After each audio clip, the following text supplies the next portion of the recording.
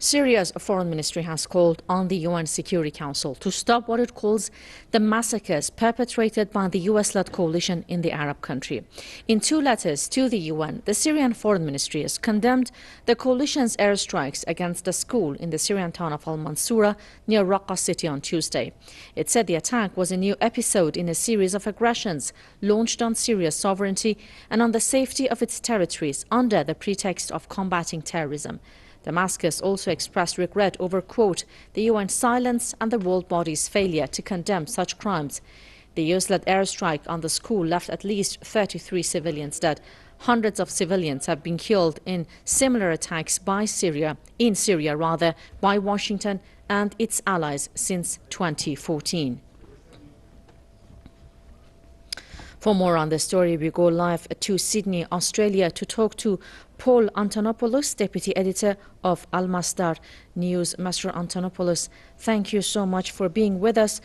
Civilian casualties have been an almost constant side effect of US airstrikes in countries such as Syria and Yemen, but it seems that there is a spike in the number of civilian lives lost since Trump took office. What is the reason, in your opinion? Well, when we look at the airstrikes perpetrated by the United States, we can't just focus on Syria. You mentioned Yemen yourself, but we also have to look at what's happening in Mosul in Iraq's north right now, where they're fighting, or rather Iraqi-led forces are fighting ISIS.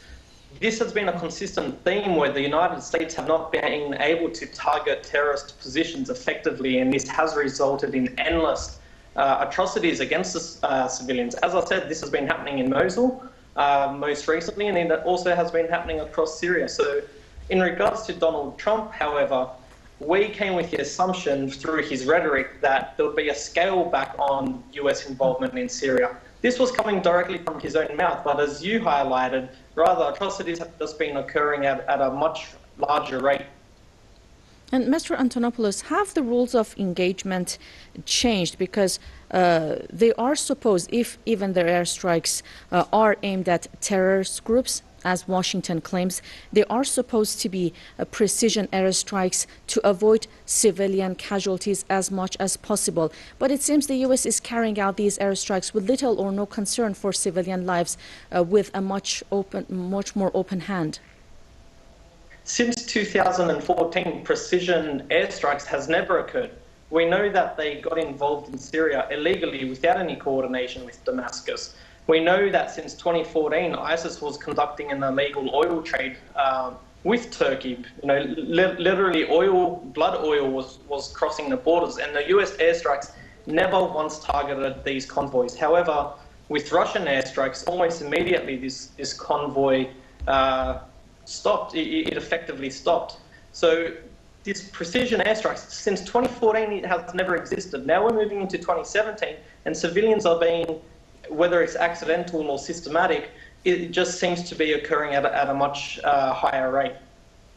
And as mentioned in the letter sent by the Syrian Foreign Ministry to the UN Security Council, it says, and I quote, the attack is a new episode in a series of aggressions launched on Syria's sovereignty and on the safety of its territories under the pretext of combating terrorism. What do you think?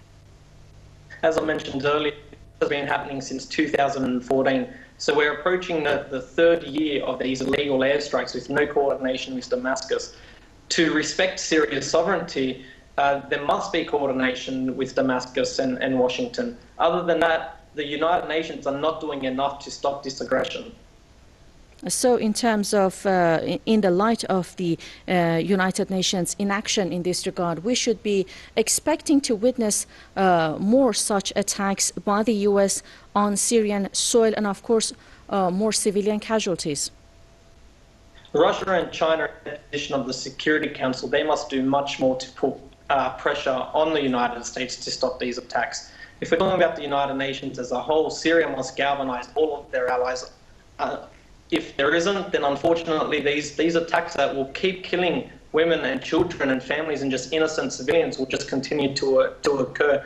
Donald Trump made it very clear that his Syria policy was just to defeat ISIS. However, he never emphasized that to defeat ISIS, there must be a distinction between civilians and a terrorist group. And if we go back to Mosul, this is why US-led airstrikes have been continuously hitting civilians. Innocent civilians have been continuously targeted in Mosul, just so that Donald Trump can be viewed as a president that defeated ISIS after President Obama allowed the terrorist group to flourish and emerge to begin with across Iraq and Syria. Okay, thank you so much for your opinions there, Mr. Antonopoulos. Paul Antonopoulos, Deputy Editor of Al Masdar News, joining us live from Sydney in Australia. Thank you so much.